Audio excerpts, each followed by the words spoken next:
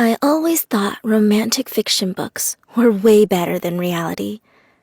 That is, until my life began turning into one. My story, it sounds like an impossible cliché, but I wish it was only just a fantasy. I was living the dream of finding the love of my life, but it quickly became a nightmare. So there I was, 16 years old, just another unremarkable day scrolling through Facebook after school when, ding! A new friend request from Sky. Who's Sky? I thought to myself. So I did what any normal person would do. I stalked his account for a while, looking through posts, pictures, and friends. He was a model apparently, my age, and we had a mutual friend, Joanna, my best friend. So I accepted his request. Ding! A message from Sky. He introduced himself saying, "Hi, I'm Joanna's cousin." Oh yeah, that makes sense. I remember Joanna mentioning she had a cousin a while back. I was about to reply when he sent another message saying, "You're my longtime crush." What? My heart skipped a beat. I mean, how could someone I never met have a crush on me?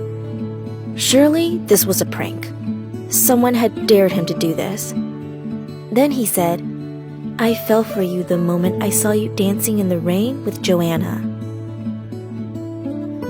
Oh, the time we forgot our umbrellas and got soaked while everyone else ran into the store. He told me after that moment he couldn't take his mind off me. So he asked Joanna, found my name on Facebook, and added me. And now we were chatting and chatting and chatting. For almost 3 weeks, we talked to each other every day until I began developing feelings for him too. Joanna saw us as a match made in heaven and was endlessly supportive. But because Sky's mother was so strict, he was barely allowed to go out and would have Joanna give me the love letters he wrote. And, oh my, his letters gave me butterflies every time I read them.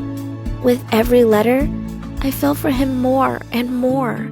And like any in a romantic novel, we became boyfriend and girlfriend like a whirlwind. And even though we never had the chance to go out together, we were nothing if not committed to each other.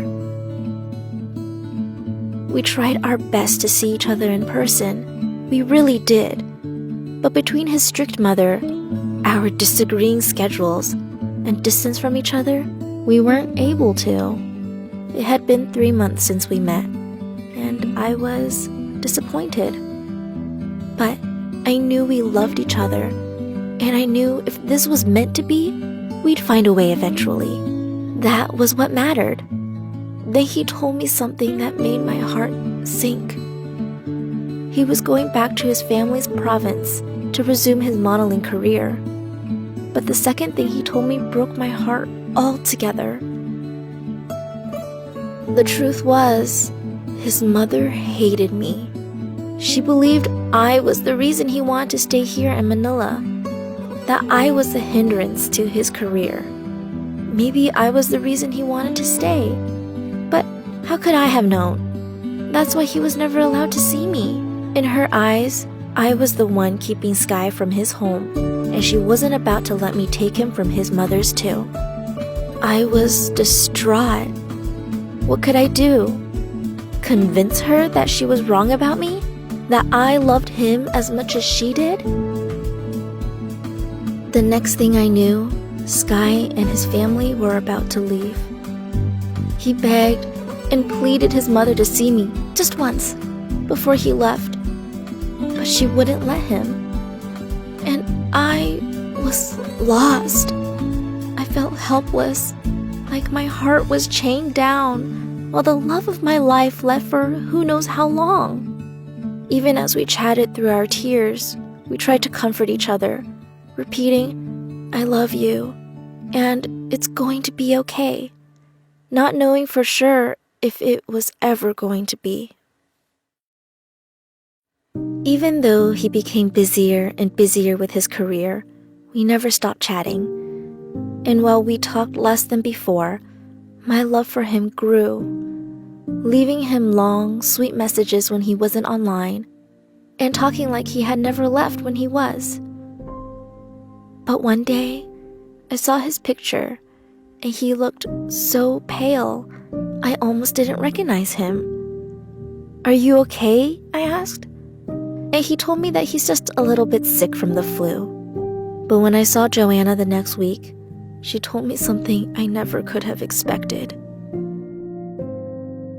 Sky wasn't just sick. He was suffering from appendicitis. I broke into tears. What? Why didn't he tell me? I confronted him when he was online, and he said he was sorry. He just didn't want me to worry. Well, too bad. There I was, more worried than I had ever been. He comforted me saying, "I'm going to be fine. I'm getting surgery in a couple weeks, and then maybe I'll come back for a bit, just to see you, okay?" I convinced myself everything was going to be okay. It was Valentine's Day. He wasn't online much leading up to his surgery, but when I logged onto Facebook, ding, he had left me a message. I smiled as butterflies filled my stomach. He didn't forget. My face beamed all morning as I got ready for school, and just as I was about to leave, I heard a knock on the door. Still with a stupid grin on my face, I opened the door. It was Joanna. "Hey, what's going on?" But nothing. She was paralyzed. Then I noticed she wasn't wearing her school uniform, and that's when I looked closer and saw her eyes were swollen. Bringing her inside, I asked, "Oh my, are you okay? What happened?" But she just shook her head and sat down, still trying to collect her breath. Then from her school bag, she handed me a jar of chocolates and a love letter from Sky. Huh? I was surprised. "Read the letter first," she said, and left the room to give me this private moment with him. I opened the letter, and tears began falling from my eyes and onto the paper. I thought it was another Valentine's Day message, but I was wrong. He was saying goodbye. He was sorry. Sorry for leaving me in Manila, and sorry for leaving me for heaven. He was sorry for never being able to see me in person, and sorry for not being strong enough.